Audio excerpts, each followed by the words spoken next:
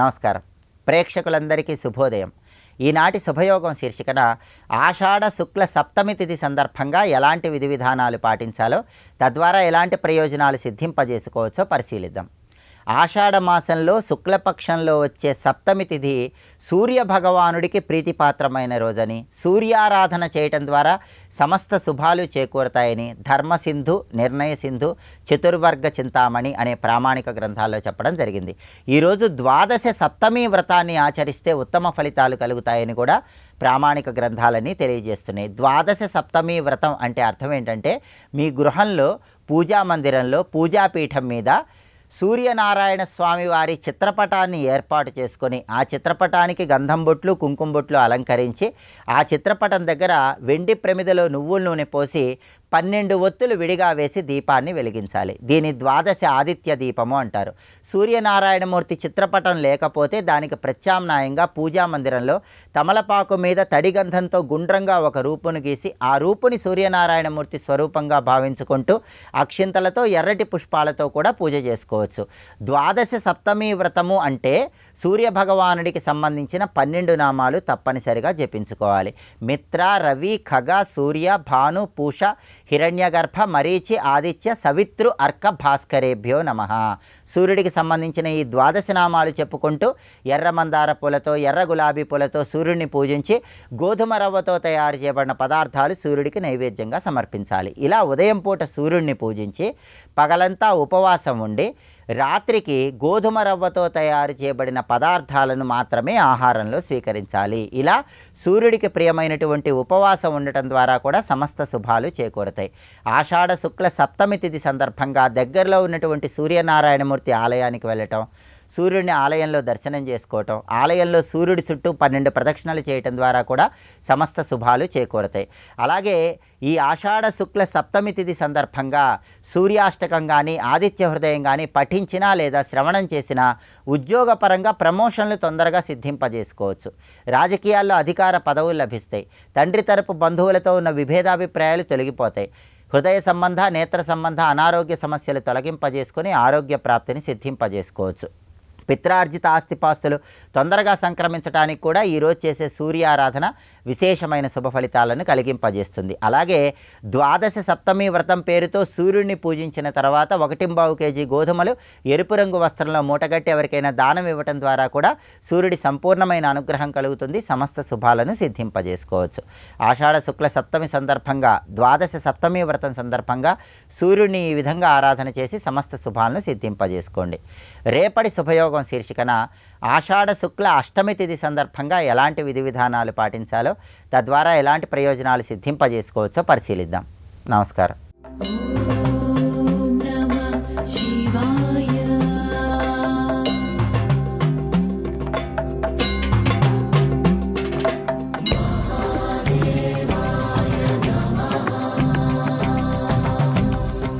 మహాసేనుడు ఓడిపోయాడు కానీ సిగ్గుపడుతున్నాడు, అలా వెళుతున్నాడు. కానీ కాశీకి వెళ్ళలేదు. అవమాన బాధ. ఎందుకంటే ఒకటి తెలిసిపోయింది, నేను ఓడిపోయాను కనుక రాజ్యం ఎవరు పాలిస్తారు? ఇప్పుడు సుమేధస్సుడే పాలిస్తాడు కాబట్టి అని తాను పారిపోయి వెళ్ళిపోతున్నాడు. ఆ సమయంలో ఏం జరిగింది? ఒక అద్భుతం జరిగింది ఆశ్చర్యకరంగా. అంతేనా మహాసేనుడి గతి? కాదు, ఏదో అద్భుతం జరిగింది. సుమతి కాశీరాజంతం మోచయిత్వా విజయవృత ఉవాచ కాశీరాజం తం గచ్చ కాశీం నరాధిప. నువ్వింక కాశీకి వెళ్ళు అని సుమేధుడు చెప్పినప్పటికీ కూడా అతను కాశీకి వెళ్లకుండా అక్కడ ఇక్కడ తిరుగుతున్నాడు, మనస్సులో ఉన్నటువంటి అవమాన బాధ తట్టుకోలేక. ఎత్ర ఎత్ర మహాసేన ప్రయాతి చిరదుఃఖిత తత్ర తత్ర మహాతీర్థై కాశీం సద్భిః ప్రవర్ణ్యతే. అలా సంచరిస్తూ ఉన్నప్పుడు మనశ్శాంతి ఏర్పడాలనే ఉద్దేశంతో అక్కడక్కడ తీర్థయాత్రకు వెళ్తున్నాడు. ఎక్కడికి వెళ్ళినా అతనికి ఏంటో కానీ కాశీ యొక్క మహిమ అందరూ చెప్పుకుంటూ ఉండడమే వినబడుతుంది. కానీ కాశీకి వెళ్ళాలని మాత్రం అనిపించలేదు, లోపల ఉన్న కలి ప్రభావం చేత. అలా వెళుతూ ఉండగా ఏవం తీర్థాన్యనేకాని కృత్వా రాజా సుదుర్మునాః ద్వారకాం ప్రాప సకలిస్త్యక్త్వా భీతః పలాయతః. క్రమంగా వెళుతూ వెళుతూ ద్వారకా క్షేత్రానికి చేరుకున్నాడు మహాసేనుడు. అక్కడికి చేరిన తర్వాత ఆ ద్వారక ప్రభావం చేత, అక్కడున్న కృష్ణ ప్రభావం చేత కలి అతన్ని విడిచిపెట్టాడు. ఒక మహాక్షత్రం యొక్క ప్రభావం చేత కలి ఎప్పుడైతే విడిచిపెట్టాడో అప్పుడు ఇంకా ఇతడికి కాస్త మనస్సులో పరివర్తన ఏర్పడింది. ద్వారకాధీశుడిని చూసిన వెంటనే అతడికి మళ్ళీ కాశీ గుర్తొచ్చి ఎలాగైనా కాశీకి వెళ్ళాలని తహత పెరిగింది. అక్కడ కాశీ విరహంతోనే ద్వారకలో గడుపుతూ ఉన్నాడు మహాసేనుడు. నిష్పాపో ద్వారకాంగత్వా కలినాచ వినాకృత సంస్మరన్ కాశికాం పుణ్యాం పరమానంద రూపిణిం కథం యాస్యే పునః కాశీం బ్రహ్మాదిసుర సేవితాం. మళ్ళీ నేను ఎప్పుడు వెళ్తాను కాశీకి అంటే దీన్ని బట్టి కాశీకి వెళ్ళడానికి కూడా ఒక యోగం ఉండాలి అని. మళ్ళీ ఎప్పుడు వెళతాను అంటూ ప్రతిరోజు ద్వారకాధీశుడిని పూజ చేసేటప్పుడు ఆయన ఏమడిగేవాడంటే నయమాం దేవదేవేశ ద్వారకానాథ కేశవ స్వర్ధుని తీరవసతిం కాశీం కామదుఘాం సతాం. నయమాం నన్ను తీసుకువెళ్ళవయ్యా ద్వారకానాథ. ఎక్కడికంటే స్వర్ధుని తీరవసతి ఆకాశగంగా తీరభూమి అయినటువంటి బ్రహ్మాది దేవతలు సేవించేటువంటి కాశీక్షేత్రానికి నన్ను తీసుకువెళ్ళు అంటూ ప్రత్యహం పూజయిత్వాతు హరిం దేవకీనందనం. నిత్యం దేవకీనందుడు నేను కృష్ణ పరమాత్మని ఈ మంత్రంతోనే పూజిస్తున్నాడు. ఏమని? నన్ను కాశీకి తీసుకువెళ్ళవయ్యా స్వామి అంటూ. ఇలా ప్రార్థయామాస నిరతః కాశీం విరహకాతర. కాశీ విరహకాతరుడి అంటే కాశీ విరహం తట్టుకోలేక ఇదే మాట్లాడుతూ కాశీం ప్రస్థాపయ విభో ద్వారకానాథ కేశవ. కాశీం ప్రస్థాపయ, కాశీకి నన్ను చేర్చు అంటూ కాశీ గురించి ఆలోచిస్తూ అక్కడ ఉన్నంతకాలం అనాదర బుద్ధితో కాశీలో ఉన్నానే, విలువ తెలుసుకోలేకుండా అనాదర కాశికాయాం సత్సు శ్రీ గురుషు ప్రభో శివే శివ కథాయాం త్వాన్ జాత పాప వివర్ధన. అక్కడ నేను చేసిన తప్పులు ఏమిటంటే కాశీపై అనాదరంతో ఉన్నాను, గురువుల పట్ల అనాదర బుద్ధితో ఉన్నాను, శివుని యందు శివ కథల యందు అనాదరంగా ఉండడం వల్ల నా పాపం వివర్ధనమైంది అంటే పెరిగినది. అహో సుకృతమేవాత్ర ప్రకర్తవ్యమహర్నిశం. ఎంత సుకృతం ఉండాలి అక్కడికి, దాన్ని నేను పోగొట్టుకున్నాను. ఇకపై నేను కాశీకి వెళితే రాజుగా ఉండను, దాసుడుగానే అక్కడ జీవిస్తాను అని కూడా మనసులో ఉన్నాడు. నేను ఆయన కాశీ రాజు నిజానికి. దాస్యం కృత్వాప్యహం రాజా స్థాస్యామి తవ సన్నిధో. పరమేశ్వర మళ్ళీ కాశీకి వస్తే దాసుడుగానే నీ దగ్గర ఉంటాను అంటూ నా విరమరతి కాశీం స రాజా విరహకాతర. ఒక్క క్షణం కూడా కాశీ స్మరణం మానకుండా విరహంతో ఉన్నాడు. అదొక తపస్సు అయింది అతనికి. ఇలా ఉంటూ ఉంటే ఈ లోపల అక్కడ సుమేధసుడు కాశీకి ఇతడు చేరలేదని కాశీని తాను జయించాడు. ఇతన్ని వెళ్ళి పాలించుకోమన్నాడు, కానీ ఇతను అక్కడికి వెళ్ళలేదు. ఎప్పుడో కాశీ ఇప్పుడు అరాచకమైంది, రాజు లేకుండా ఉన్నాడు. నిజానికి జయించాడు కనుక తాను రాజు కావాలి. ఇప్పుడు సుమేధసుడు కాశీలో సరైన పాలన ఏర్పాటు చేయాలని వెళ్ళి అక్కడ సుమేధస్తత్పరాభూయ తస్య పుత్రం మహామతిం. తిన్నగా వెళ్ళి అక్కడ మహాసేనుడు కొడుకైన మహామతి ఉన్నాడు. అతన్ని పిలిచి, నాయన నిన్ను పట్టాభిషిక్తుని చేస్తున్నాను, ఈ రాజ్యం మీదే, మీ నాన్న రాజ్యంలో నువ్వే కూర్చుని రాజ్యపాలన చెయ్యు అని చెప్పి అక్కడున్న మంత్రుడితో మాట్లాడి స్థాపయామాస తద్రాజ్యే శివభక్త్యా సమన్విత. శివభక్తితో కూడినటువంటి వాడే ఆ రాజపుత్రుణ్ణి. దీన్ని బట్టి సుమేధసుడు ఔదార్యం అంత గొప్పదో తెలుస్తుంది. అది రాజ్యకాంక్ష లేదు, అధికారకాంక్ష లేదు, కేవలం అతను యుద్ధానికి వచ్చాడు కనుక ఎదుర్కొన్నాడే తప్ప హింసించే కాంక్ష కూడా లేదు. అందుకే తిరిగి ఆయన కొడుకునే రాజుగా చేసి 3 మాటలు చెప్పాడంతే. పాహి లోకాన్ భజ శివం తిష్ట కాశ్యాం. అంతే 3. నీ ప్రజల్ని పాలన చెయ్యు, శివుణ్ణి భజించు, కాశీలోనే ఉండు. ఈ 3 చక్కగా పాటిస్తూ ఉంటే శివానుగ్రహం పొందుతాం సుమా అని చుపాదిశ్య ఇలా చెప్పి మంత్రులతో కూడా చెప్పి తాను కాశీక్షేత్రంలో శివం శివాం సమారాధ్య మంత్రినశ్చోపదిశ్య సహా శివుని శివాదేవిని అమ్మవారిని ఆరాధన చేసి అక్కడున్న మంత్రులతో ఈ విధంగా నేను నిర్ణయించాను, ఇతన్నే రాజుగా ఉంచండి అని చెప్పాడు. అంటే నియమించడానికి ఆయన అర్హత ఏమిటంటే నిజానికి గెలిచాడు కనుక ఆయనదే రాజ్యం, కానీ ఈ విధంగా అప్పగించాడు. అప్పుడు మంత్రులు ఒక మాట అన్నారు, కూచు కథన్న గృహ్యతే కాశీరాజ్యం జితంత్వయ. కాశీని జయించి నువ్వే రాజువు కావచ్చు కదా కాశీకి, ఎందుకు నువ్వు రాజువు కాలేదని మంత్రులందరూ కూడా సుమేధసుని అడిగితే అద్భుతమైన సమాధానం చెప్తున్నాడు. తదేవ రాజ్యం మమ నైవ మంత్రిణః. ఓ మంత్రులారా, ఈ రాజ్యం నాది కాదు. కృత పునః శంకర గేహమేతత్. నిజానికి ఇంతవరకు పాలిస్తున్న వాడిదే రాజ్యం అన్నాను కానీ ఇది నిజానికి ఎవరిది ఈ రాజ్యం కాదు, ఇది శంకర గేహం అంటే శివుని ఇల్లు ఇది సుమా. శివుని ఇంట్లో నేను రాజు వాడు రాజు ఏమిటి? పరంపరగా ఉన్నాడు గనక గౌరవంగా పెట్టాను కానీ రాజాధిరాజ సహి శూలపాణి వయం తదాజ్ఞా పరిపాలకాయే. రాజాధిరాజు శివుడు ఒక్కడే. ఆయన విశ్వనాథుడు. ఆయన ఉంటుంటే నేను రాజు అనిపించుకోరాదు. మేమెవరమంటే తదాజ్ఞా పరిపాలక. అసలు కాశీలో ఎవడు పాలించినప్పటికి కూడా శివాజ్ఞా పరిపాలకులం అని పాలన చేయాలే తప్ప నేను ఈ రాజ్యానికి పాలకుడిని అనకూడదు. నేను కూడా శివాజ్ఞా పరిపాలకుడు. కానీ ఇంతవరకు ఏ రాజవంశం ఇక్కడ వస్తున్నదో చంద్రవంశం నుంచి వచ్చినది అదే కొనసాగాలను కొరుకుతూ పనిచేశాను. వయం పునః కే కృతహీన జీవా శ్రీ శంకరాజ్ఞాం ప్రవిచాలయామః బ్రహ్మాండ కోటి ప్రభోపియే స్యు తే శంకరాజ్ఞాం న విచాలయంతి. కోట్ల కొలది బ్రహ్మాండాల్ని పాలించే లోకాధినాయకులు కూడా శంకరాజ్ఞని మీరలేరు. ఇది ప్రపంచాన్ని నడుపుతున్నదంతా ఈశ్వరాజ్ఞ. ప్రపంచాన్ని ఈశ్వరాజ్ఞ నడుపుతూ ఉంటే ఇంకా కాశీ గురించి చెప్పవలసింది ఏంటి? బ్రహ్మాండ నాయకులు కూడా శివాజ్ఞని మీరలేరే. అలాంటిది మేము శివుని అతిక్రమించి ప్రవర్తించలేము.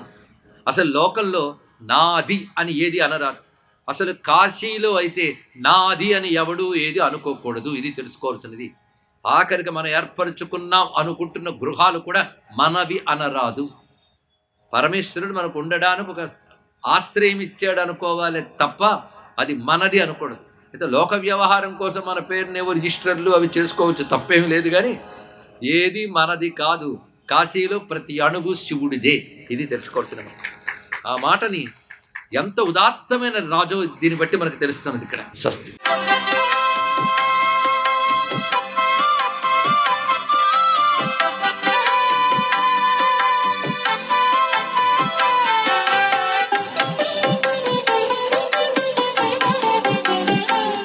నమో వెంకటేశాయ. ఓం నమః శివాయ. శ్రీమాత్రే నమః. సప్తమి తిథి అద్వితీయమైనటువంటి ప్రభావాన్ని ఇస్తుంది.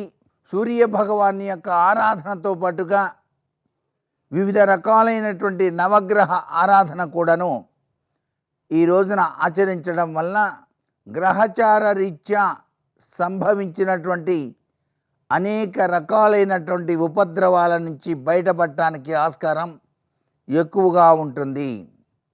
దేవాలయాన్ని సందర్శించి 9 సార్లు నవగ్రహ ప్రదక్షిణం ఆచరిస్తూ ఆదిత్యాయ చ సోమాయ మంగళాయ బుధాయ చ గురు శుక్ర శనిభ్యస్య రాహవే కేతవే నమః అని చెప్పేసి ప్రదక్షిణం చేసిన పిదప ఓం సవిత్రే నమః అంటూ సూర్య భగవానికి నమస్కారం చేసి అర్ఘ్యప్రదానం కనుక చేసినట్లయితే సర్వ విధములైనటువంటి ఆరోగ్యప్రదమైనటువంటి జీవన విధానం కొనసాగేటట్టుగా ఆ యొక్క ప్రత్యక్ష సాక్షిభూత దైవం మనకు శతవిధాలా కూడాను అనుగ్రహాన్ని ఇచ్చి తీరుతాడు సుమా అంటోంది శాస్త్రం.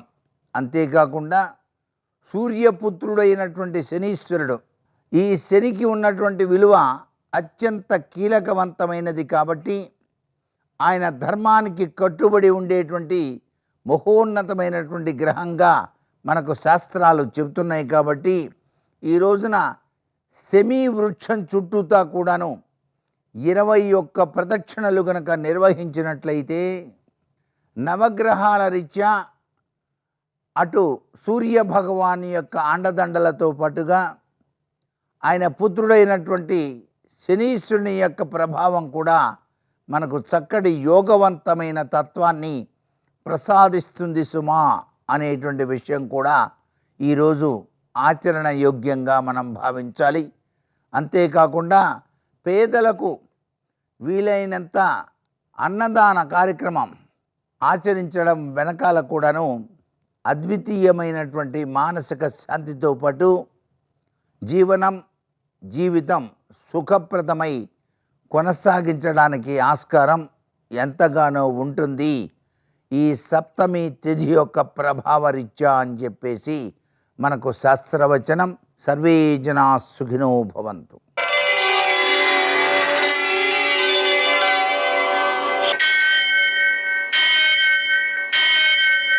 సహస్రశీరుషం దేవం విశ్వాక్షం విశ్వశంభువం విశ్వ విశ్వం నారాయణం దేవమక్షరం పరమం పదం విశ్వతః పరమాం నిత్యం విశ్వం నారాయణగుం హరిం విశ్వమేవేదం పురుషస్తద్విశ్వముపజీవతి పతిం విశ్వస్యాత్మేశ్వరగుం శాశ్వతగుం శివమచ్యుతం నారాయణం మహాజ్ఞేయం విశ్వాత్మానం పరాయణం శౌర్యమథేందురింద్రపదవీ సన్మంగళం మంగళం. ఆపదామపహర్తారం దాతారం సర్వసంపదాం లోకాభిరామం శ్రీరామం మోక్షదంతం నమామ్యహం. నేటి కాలమాన విశేషాలను గమనిద్దాం. స్వస్తి శ్రీ చాంద్రమాన విశ్వావసునామ సంవత్సరం దక్షిణాయనం, కొన్ని పంచాంగాల్లో ఉత్తరాయణం, గ్రీష్మ ఋతువు ఆషాఢమాసం శుక్లపక్షం బుధవారం. సూర్యోదయం 5:49 సూర్యాస్తమయం 6:50. తిథి సప్తమి మధ్యాహ్నం 12 గంటల వరకు, నక్షత్రం ఉత్తర మధ్యాహ్నం 11:08 వరకు, వర్జం రాత్రి 8:29 నుంచి 10:16 వరకు, దుర్ముహూర్తం ఉదయం 11:53 నుంచి 12:46 వరకు, అమృతకాలం లేదు. రాహుకాలం బుధవారం కాబట్టి మధ్యాహ్నం 12 నుంచి 1:30 వరకు, అష్టకవర్గ రీత్యా శుభప్రదమైన సమయం ఉదయం 9 గంటలకి. నేటి విశేషం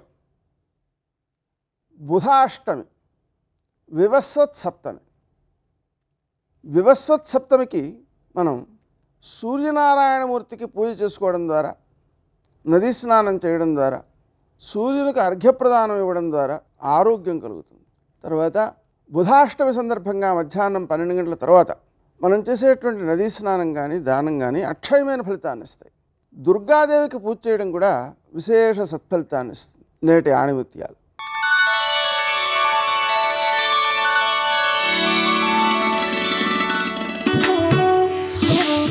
అనుకున్నది సాధించాలంటే అనుక్షణం శ్రమించాలి.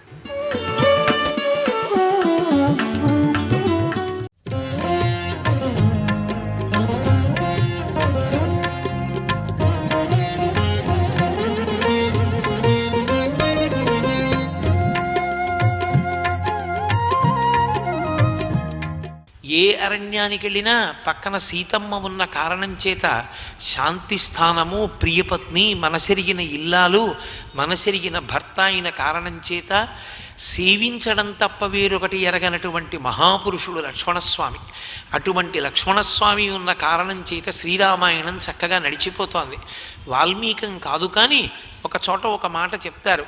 బహుశా రామాయణంలో ఒక శ్లోకాన్ని ఆధారం చేసుకుని చెప్పారు. అది రాముడు ముందు నడుస్తున్నాడు, మధ్యలో సీతమ్మ నడుస్తోంది, వెనక లక్ష్మణస్వామి నడుస్తున్నాడు. అగ్రత ప్రయయౌ రామ మధ్యే సీతా సుమధ్యమ పృష్ఠతస్తు ధనుష్పాణి లక్ష్మణో అనుజకామ. వాల్మీకంలో శ్లోకం వాల్మీకంలోది, చెప్పే విషయం వాల్మీకంలోది కాదు. పెడుతుంటే ఒక పెద్ద చెట్టు కనపడింది. ఆ చెట్టు నిండా ఒక తీగ అల్లుకుంది. ఆ తీగ పెద్ద పెద్ద పువ్వులు పూసింది. రాముడు ఆగి సీతమ్మ వంక చూసి అన్నాడు, సీత, చెట్టుకి చెట్టుగా అందం లేదు. అంత పెద్ద చెట్టు అయినా దానికి అందం ఎక్కడిది? ఆ తీగ అల్లుకుని పువ్వులు పూసింది చూసావా?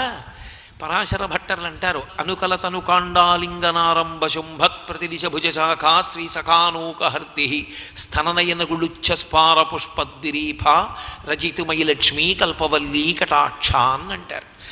ఆ లక్ష్మీదేవి యొక్క స్థనములు ఒత్తుకునేటట్టుగా శ్రీ మహావిష్ణువుని కౌగిలించుకుంటుందిట. శంకర భగవత్పాదులు కూడా శివానంద లహరిలో ఇదే భావాన్ని వ్యక్తం చేస్తారు. సంధ్యారంభ విజృంభితం శృతిశిరస్థానాంతరాధిష్ఠితం సప్రేమ భ్రమరాభిరామమసకృత్సద్వాసనాశోభితం భోగీంద్రాభరణం సమస్త సుమన పూజ్యం గుణావిష్కృతం సేవే శ్రీగిరి మల్లికార్జున మహాలింగం శివాలింగితం అంటారు. ఆ పార్వతీదేవి చేత కౌగలింపబడిన శివస్వరూపం అంటారు. అలాగే అంటారు ఆ పరాశర భట్టర్లు.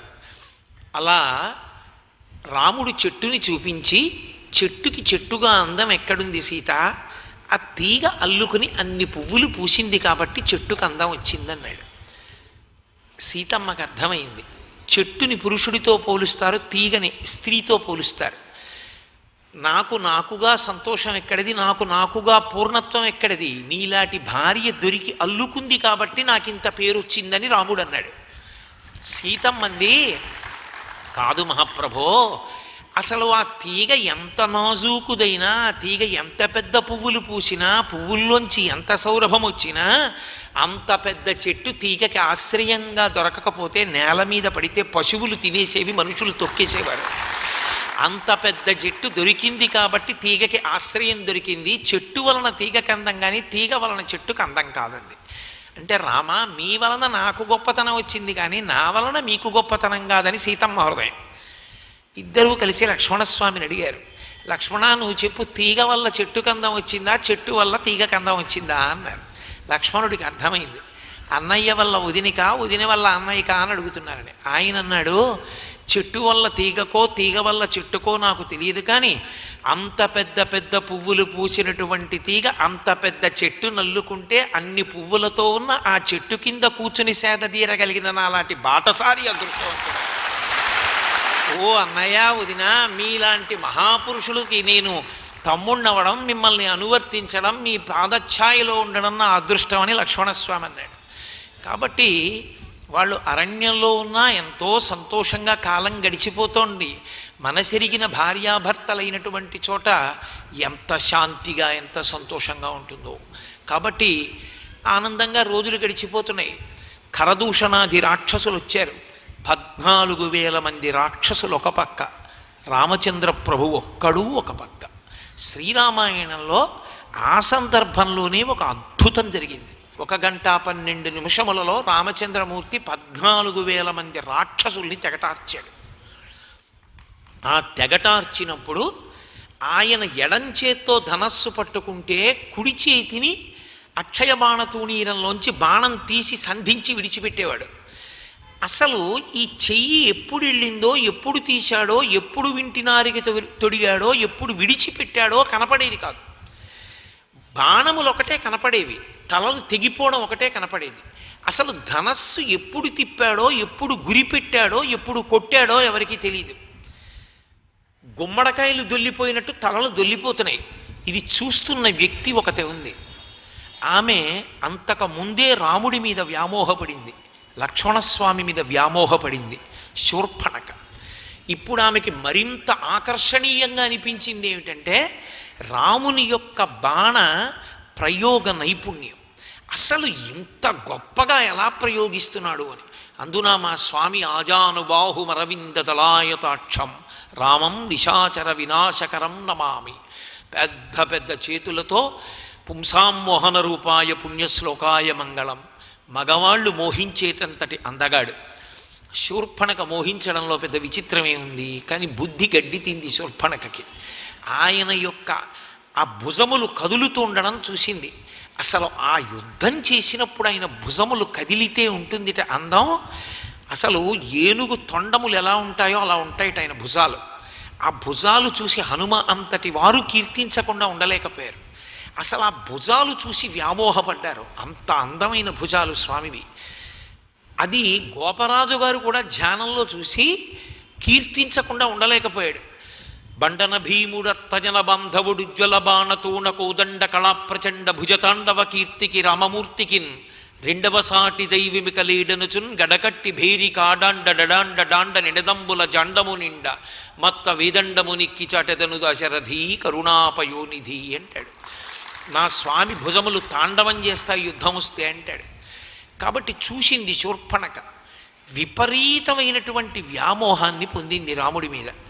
ఆ రాముడు ఏకపత్ని వ్రతుడు, నాకు దక్కడు అని తెలుసుకుంది. అది ఆక్రోశంగా మారింది. నేను రాముణ్ణి పొందలేకపోయాను, రాముడి మనసు సీతమ్మ యందున్నది కనుక నేను రాముని మనసులో స్థానం పొందలేకపోవడానికి కారణం రాముని మనసులో సీత నిండిపోవడం. కాబట్టి సీతారాములు కలిసి ఉండి సంతోషంగా బతకడానికి వీల్లేదు. ఏ రాముడు నాకు దక్కలేదో దాని వలన నేను బాధపడుతున్నానో అలా సీతమ్మ రావణుడికి చిక్కాలి. చిక్కి ఆ సీతమ్మ వేరైపోయి రాముడు ఏడవాలి అని నిర్ణయం చేసుకుంది. రావణాసురుడి దగ్గరికి వెళ్ళింది. ముందు నింద చేసింది. నింద చేసి ఖరదూషణాదుల మరణవార్త చెప్పింది. ఆశ్చర్యపోయిన రావణాసురుడు, ఇంత విలపిస్తున్నావు కదా, ఎవరు చంపారని అడిగాడు. ఆమె ముందు రాముని యొక్క శౌర్యాన్ని చెప్పింది.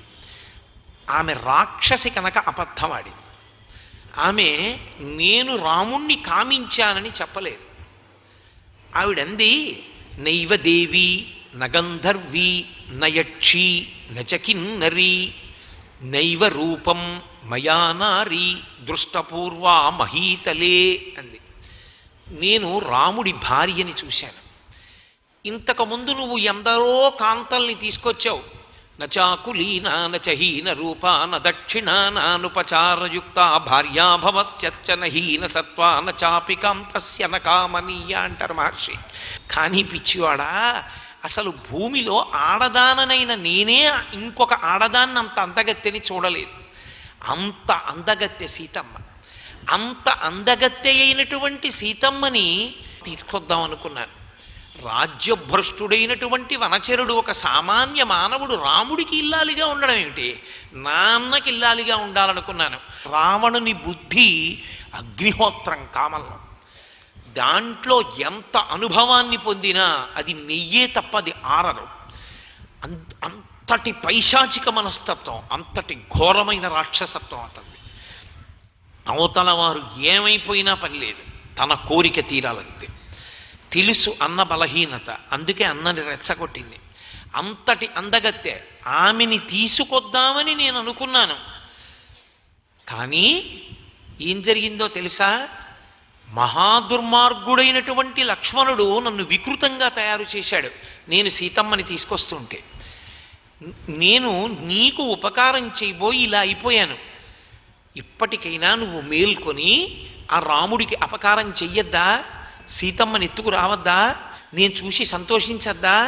ఆ సీతమ్మ నీది కావాలని కదూ ప్రయత్నం చేసి ముక్కు చెవులు పోగొట్టుకున్నాను, నువ్వు జోక్యం చేసుకుని తెచ్చుకోవా అని అడిగింది. అంతే, వాడి మనస్సు మారింది. సర్వం శ్రీ ఉమామహేశ్వర పరబ్రహ్మార్పణమస్తు. స్వస్తి.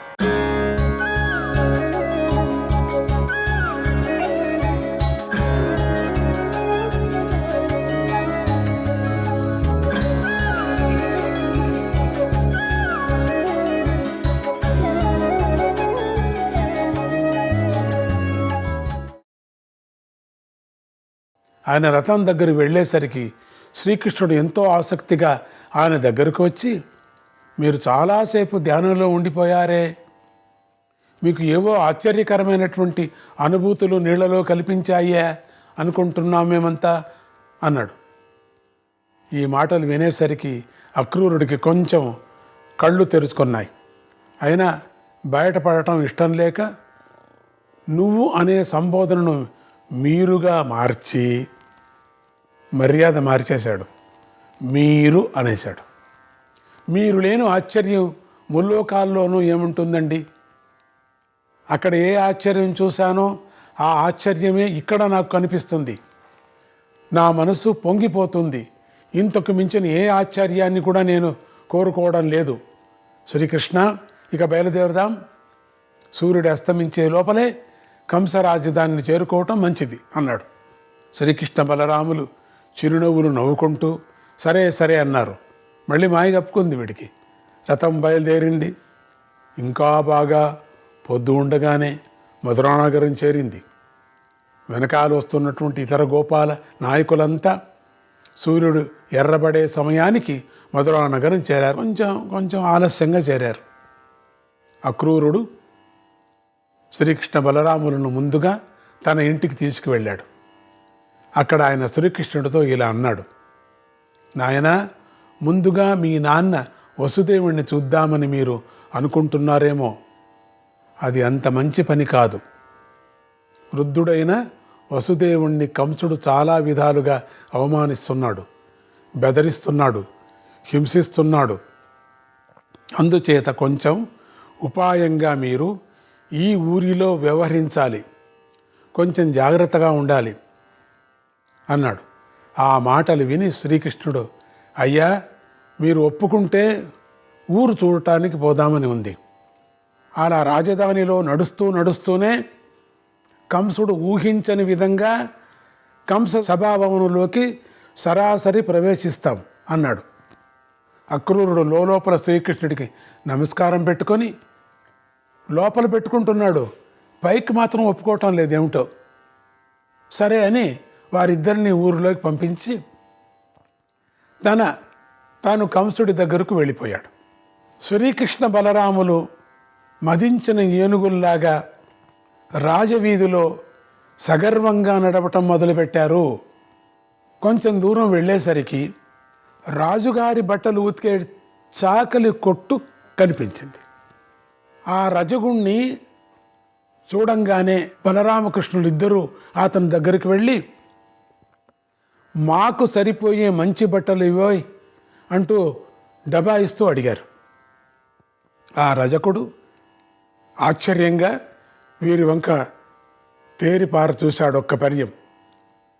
వీళ్ళని చూడగానే వీళ్ళు పల్లెటూరు బైతులని అతనికి తోచింది. దాంతో అతనికి ధైర్యం పెరిగి ఇలా అన్నాడు, ఏ అడవిలో పుట్టారా మీరు? ఏ జంతువులతో కలిసి పెరిగారు మీరు? ఇవి ఎవరి బట్టలు అనుకుంటున్నారు మీరు? ఏం అట్లా అడుగుతున్నారు మీరు? రాజాదిరాజు కంస మహారాజు గారివి. ఈ కొట్టులోకి అడుగు పెట్టడానికే ఈ ఊరిలో ఎవరికి దమ్ము చాలదు. అలాంటిది మీరు నా కొట్టులోకి వచ్చి నన్నే డబాయిస్తారా? బహుశా మీకు ప్రాణాల మీద ఆశ లేదనుకుంటున్నా అన్నాడు. రజకుడు ఈ మాట అంటూ ఉండగానే శ్రీకృష్ణుడు కస్సున చెయ్యి పైకెత్తి అతడి తల మీద ఒక పిటికిటి పోటు పొడిచాడు. చిన్నగా ఇట్లా అన్నాడు అంతే. ఆ పోటుకి అతడి తల 2 ముక్కలైంది. ఒకటి మొట్టిగా వింటామే అంతే అండి, 2 ముక్కలైపోయింది వాడి తలకాయ. అది చూసి అతని భార్యలు ఇతర పరివారం బెంబెత్తారు. గుండెలు బాదుకుంటూ బోరు నేడ్చుకుంటూ కంసుడికి ఫిర్యాదు చేయడానికి పరుగులు తీశారు. ఎవరో 2 భార్యలు వచ్చారు, నా మొగుడిని తలకాయ మీద కొట్టారు, పడిపోయాడు. శ్రీకృష్ణ బలరాములు ఇదేమి పట్టించుకోకుండా తమకు వచ్చిన బట్టలు తీసుకొని తొడుక్కొని అక్కడి నుంచి ఇదేమి పట్టించుకోకుండా తమకు వచ్చినటువంటి ఎవరెవరికి ఏ వస్తుందో చేతికి వస్తుందో వచ్చిందంతా నచ్చిందంతా బట్టలు కట్టుకున్నారు, తొడుక్కున్నారు. పూలమాలను అమ్మే పూల వీధికి వెళ్ళారు. అక్కడ గుణకుడు అనేటువంటి పూల అంగడివాడు ఒకడు కనిపించాడు. ఏమవుతుందో వీడి కథ.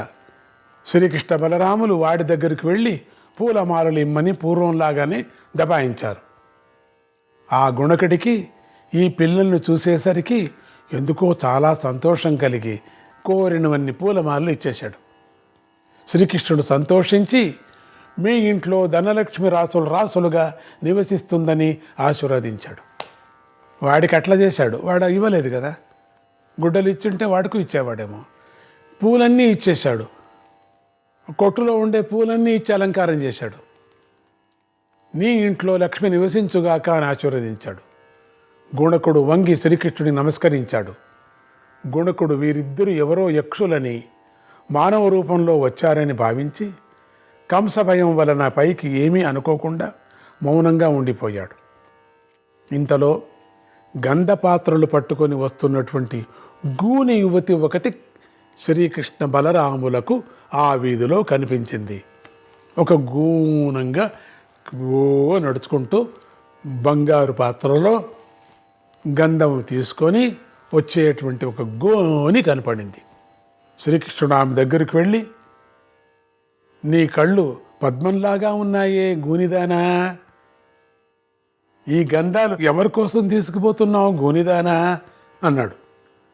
గూనిదాని దగ్గరికి వెళ్ళి వంగి చూసి, చిన్నపిల్లడే కదా, కొంటి చేష్టాలతో ఆ కళ్ళను చూసి ముసల్దాంది, ఏంటి నీ కళ్ళు పద్మాల్లాగా ఉన్నాయే అన్నాడట. ఈవిడి కొంచెం సిగ్గులాగా ఉంది గూని అయినప్పటికి కూడా. శ్రీకృష్ణుడు పలకరింపుకు ఆ గూనిది చిరునవ్వులు చిందిస్తూ, ఎప్పుడు అట్లా ఎవరూ పలకరించలేదు ఆ గూనిదాన్ని. ఏ గూని గూని గూని అనేవాళ్ళు. సుందరంగా ఉన్నావే, ఆహాహాహా, రాజుగారి స్నానగృహానికి వెళుతున్నాను, అయినా సరే నిన్ను చూస్తే నాకెంతో ఆశ్చర్యంగా ఉంది. నీకు కావాలంటే ఈ గంధాలు నువ్వే తీసుకో. వాడి ముఖం వాడికెందుకు గంధం, నీకు ఇస్తేనే బాగుంటుంది. నువ్వు ఈ ఊరికి కొత్తల్లే ఉంది. ఈ ఊళ్ళో నన్ను తెలియని వాళ్ళు లేరు, నా జోలికి ఎవరు రారు. నా పేరు కుబ్జా అంటారు, గూని గూని అంటారు.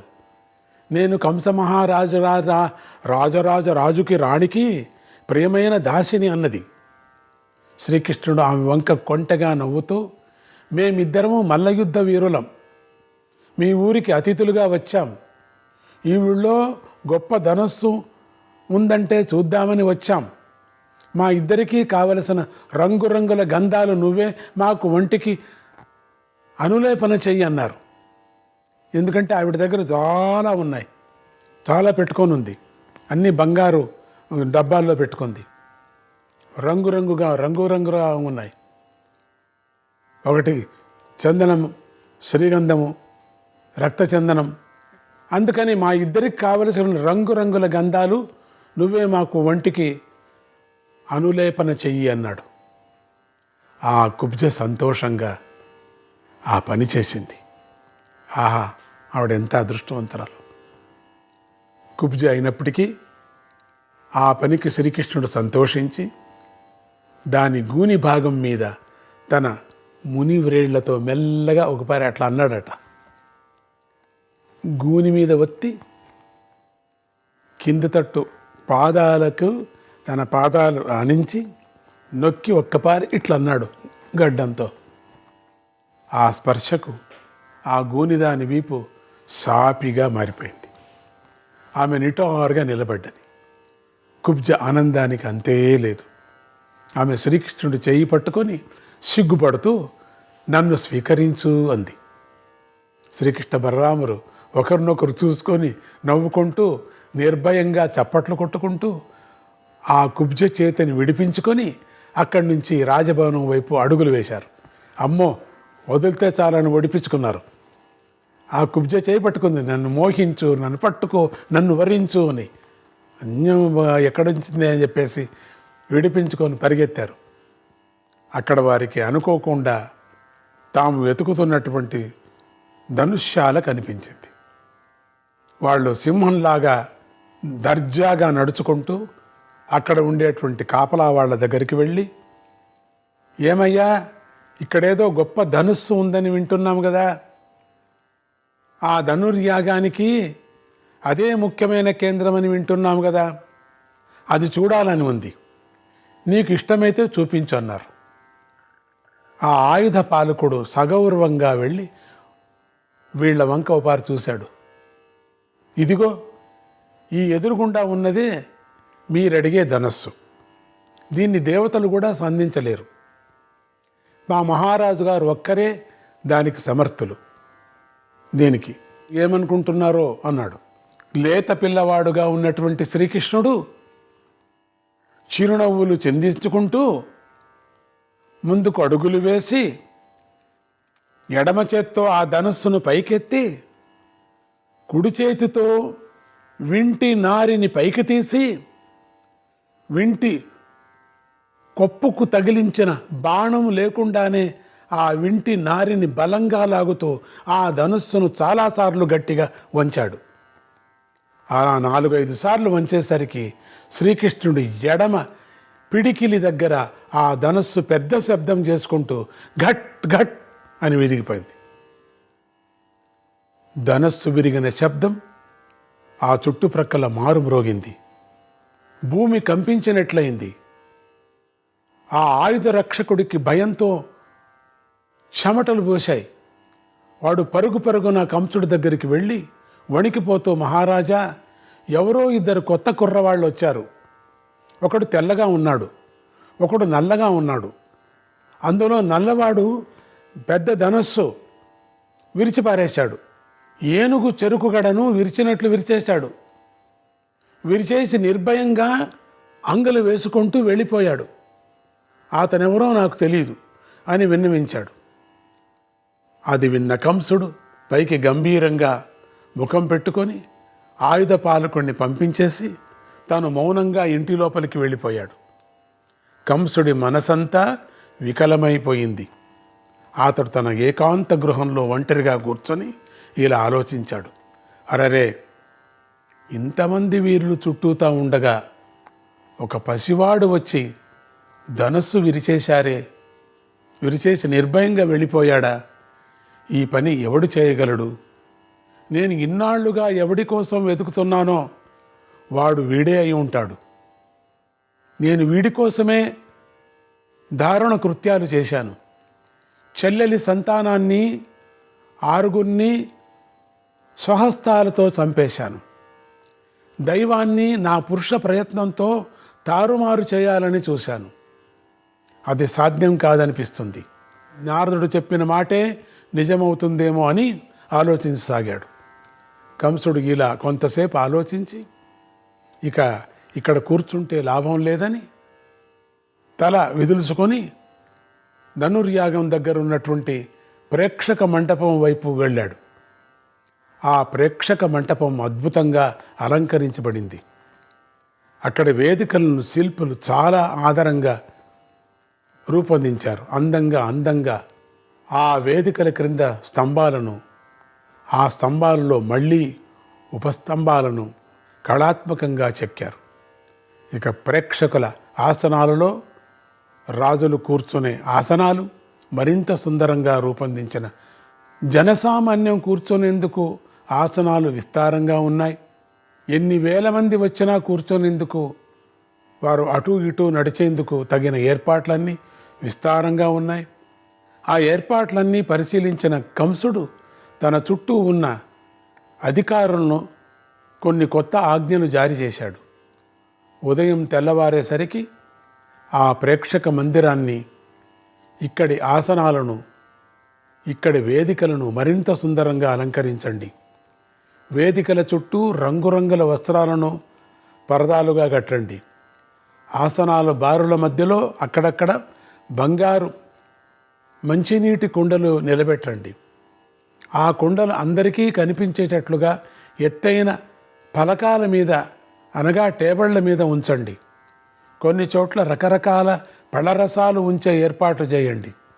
కొన్ని చోట్ల రకరకాల ఉపహారాలు అందించే ఏర్పాట్లు చేయండి.